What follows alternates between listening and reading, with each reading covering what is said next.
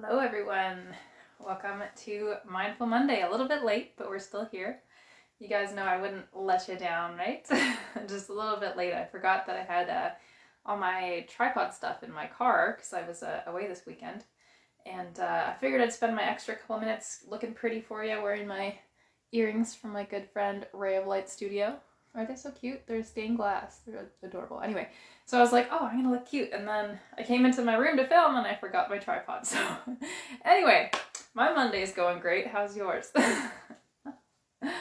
I'll give you guys a couple minutes to pop on. You can laugh at me if you're watching this a little bit later.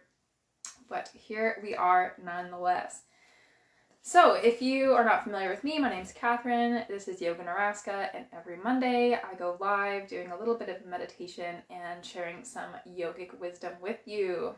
So we have been talking about the Niyamas, which are one of the 8 limbs of yoga. There's 5 of them, and they're sort of like the yogi code. It's how we deal with the world around us and with other people. Sorry, those are the yamas. We did the yamas first. The yamas are how you deal with other people and the world around you. The niyamas are how you deal with your sort of inner world, inner working, your everyday inner experience. So last week we talked about Saucha, which is the idea of contentment. So not necessarily always reaching for happiness somewhere else, but kind of looking around, taking the good with the bad, and saying, I can live with this. Like, this is my life, and I am content with it. So that's where we're at so far. But as you can tell, I'm all like hyped up. So I think we need some meditation before we get into it. So maybe I'll give you a couple more minutes, and then we will start a little bit of meditation before we get into our talking. So in the meantime, if you're here, let me know how your summer has been going. I'm really hoping to do a summer yoga video soon. I brought all my filming stuff up to a family cottage that we were visiting in the hopes of filming one out in the dock, but I was just having too much fun, and sometimes we all need a break, so I'll hopefully get that done this week and out to you guys, especially if you are in my newsletter, my email newsletter. I send out yoga once a month right to your inbox there, and that will be going out soon. Speaking of, I will also be sending out my schedule for August coming up, probably by the end of the day today, so keep an eye out for that, and I hope to see you in my online classes. It's going to be good. And at least one of the sessions we're going to be focusing a little bit more on mental health now, and working on moving yourself from maybe kind of having a little bit of self-loathing, a little bit of self-hype. I've been there. And then moving you towards self-forgiveness, self-acceptance, and self-care and self-love. So we're going to be doing like a full take our time exploration of how we relate to ourselves, which relates to the niyamas obviously as well. So, okay, I think enough time has elapsed. It's time for meditation. Time to meditate. So find yourself in a comfortable seat. Don't close down your eyes just yet because we are going to be using them. So find a comfortable seat, either that's in a chair or on the floor or on a cushion, legs crossed or out straight, whatever is most comfortable for you. Let's just all take a deep breath in and then sigh it out. Let the shoulders drop down. Just let all that tension disappear.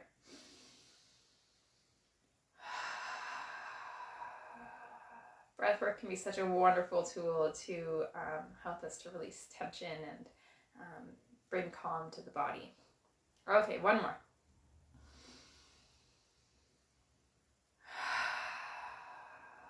Yeah, I already feel more chill. Okay, so we are going to be doing a little mindfulness exercise today. So it's kind of part meditation, but a little bit different. And this is a really great activity for you to do if you are feeling anxious in any sort of situation, because it brings your mind into focus.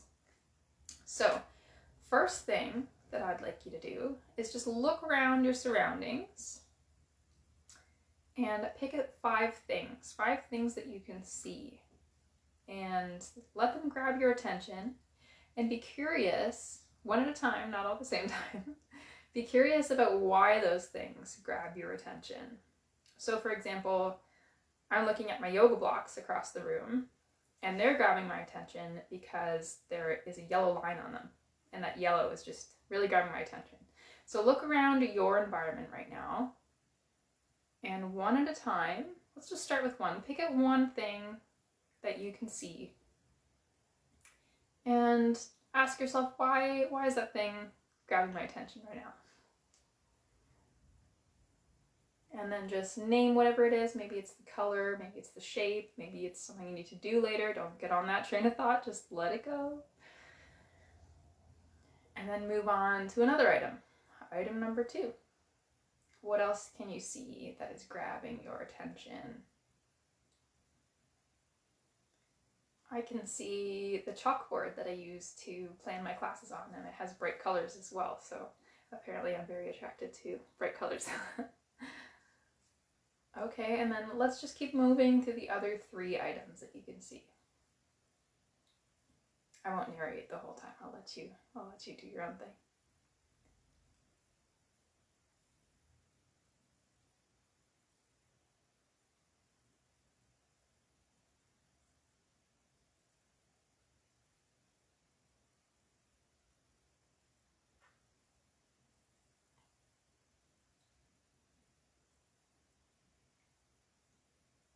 Okay, so now that you've sort of visually canvassed your environment, let's close down our eyes, begin to turn our senses inward,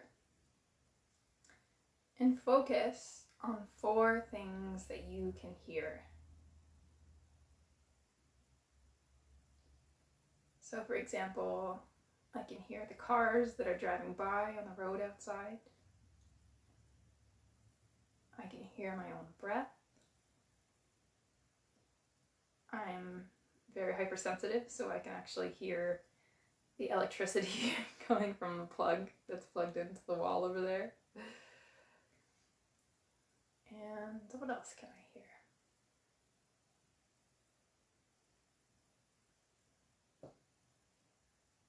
I can hear my metal roof expanding with the sunlight, the heat. So what are 4 things that you can hear?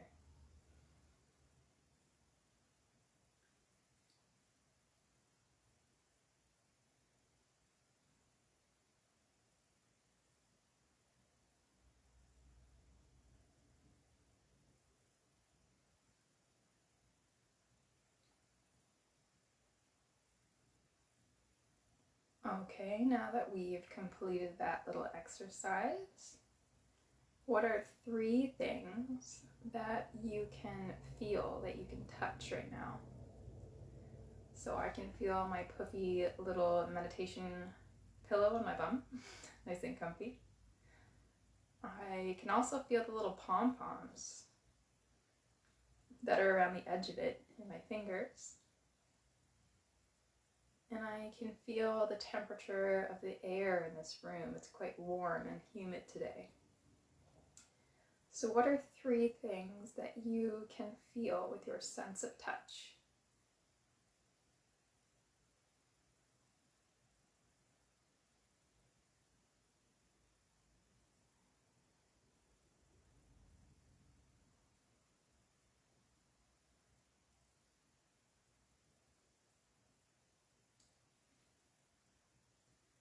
Wonderful, okay. Moving on now. What are 2 things, this is going to be trickier, what are 2 things that you can smell? I can smell the leftover incense from the last time I was burning it in this room. And I can smell the French toast that I made for breakfast, still lingering in the air. So what are 2 things that you can smell? I'm glad they are pleasant smells. I have a very sensitive sense of smell, as well as sound.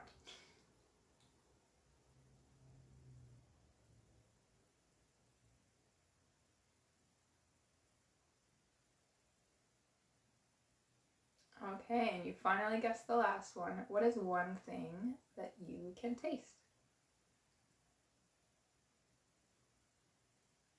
I can taste the vanilla Earl Grey tea that I have been sipping on throughout the morning. Also a pleasant taste, so I hope it's pleasant for you as well.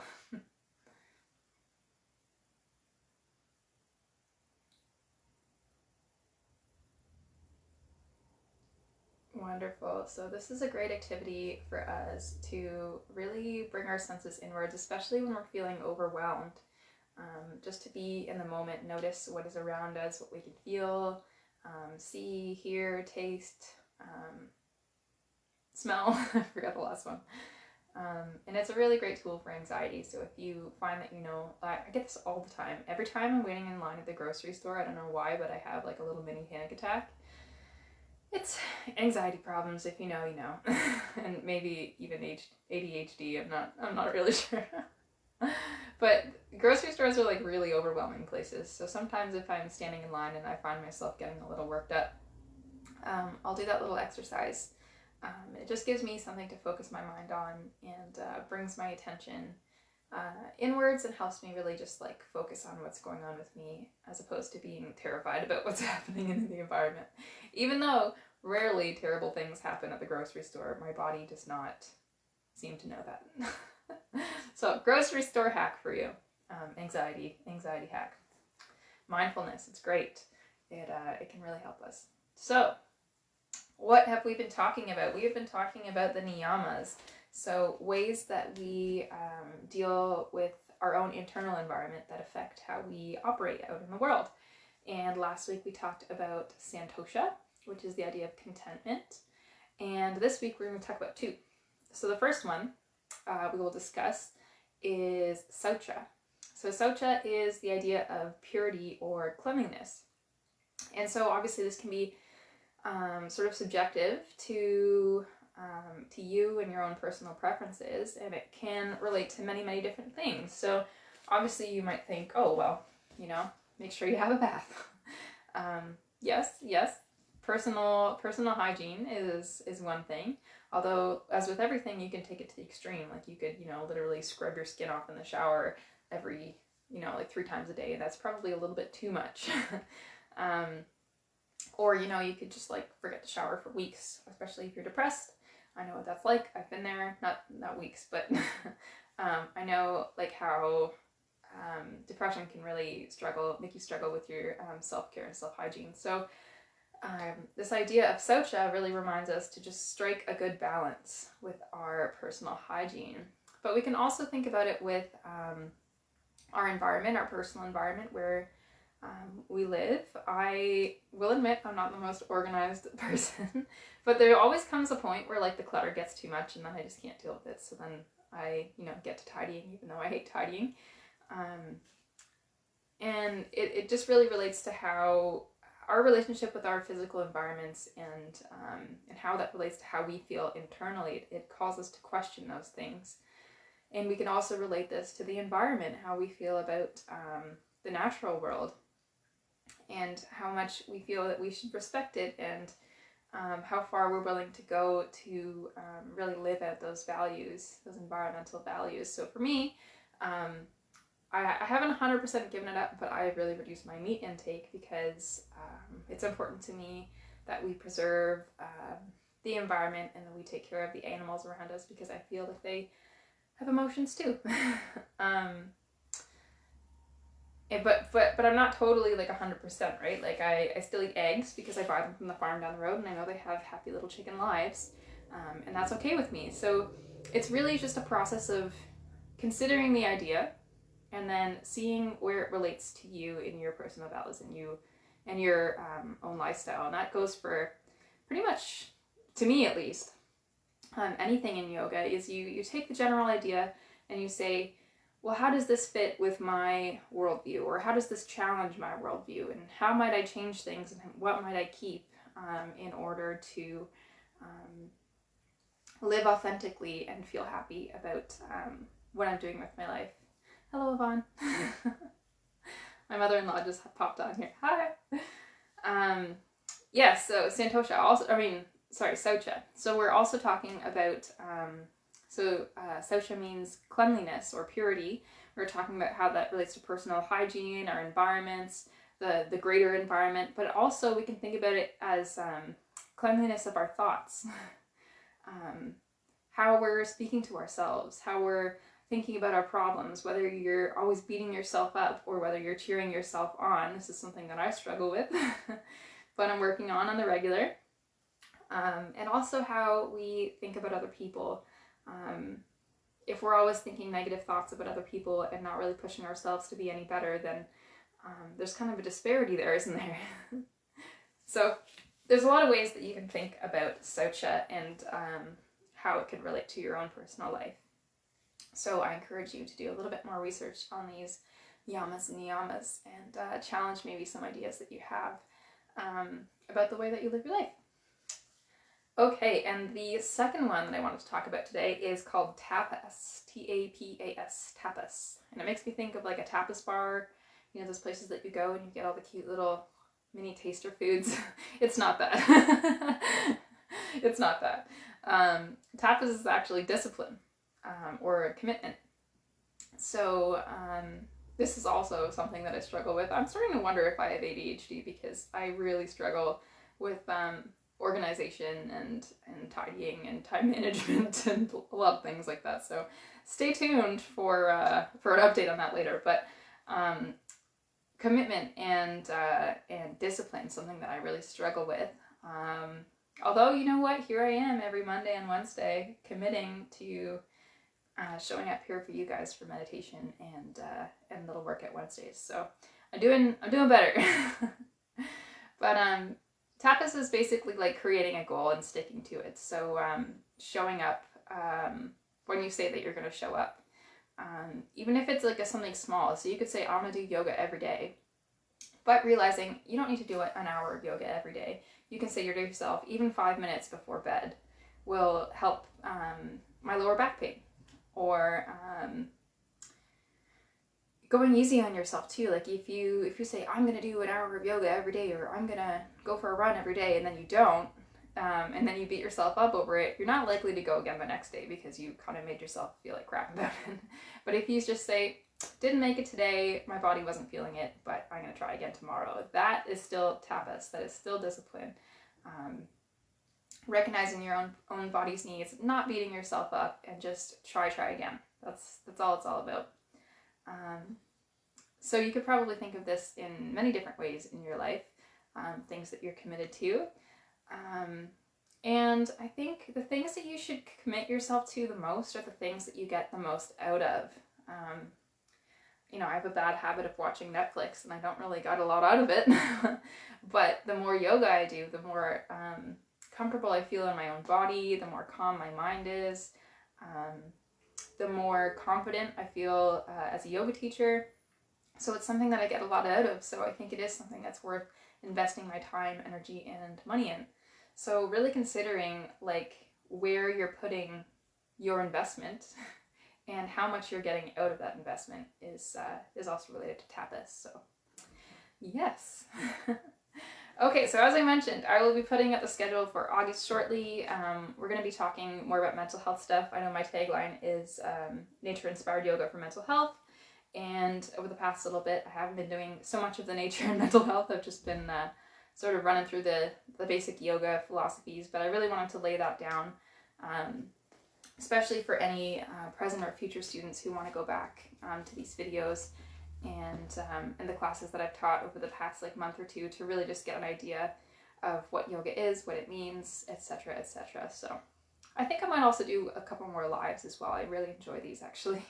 I hated them at first, but now I'm kind of used to it. Because I think I have a lot of things to say. I'm not sure anyone wants to hear them, but we'll find out. Anyway, I will stop yammering. It's a beautiful day outside, so I'm going to go take my laptop out to the backyard and get some work done and make that schedule for you guys to join me in August for some yoga. And if you're interested in outdoor yoga, I'm still working on getting yoga insurance to be able to do it in public places, but if you would like to host a private event, bridal shower, bachelor party, birthday party, just friends in the park, not the park, in your backyard, somewhere that's not public, please give me a DM or something. I would really love to practice my outdoor yoga skills, outdoor yoga teaching skills, and just enjoy the summer while it's here. So please do let me know. And until next time, I will see you on Wednesday for Workout Wednesday. If you have any areas of body or any postures or anything that you'd like to explore in Workout Wednesday, please also let me know. I'm happy to take some recommendations and come up with something for you. So much love. Thanks for being here. Thanks for putting up with my rambling self. I love you guys. Talk to you soon.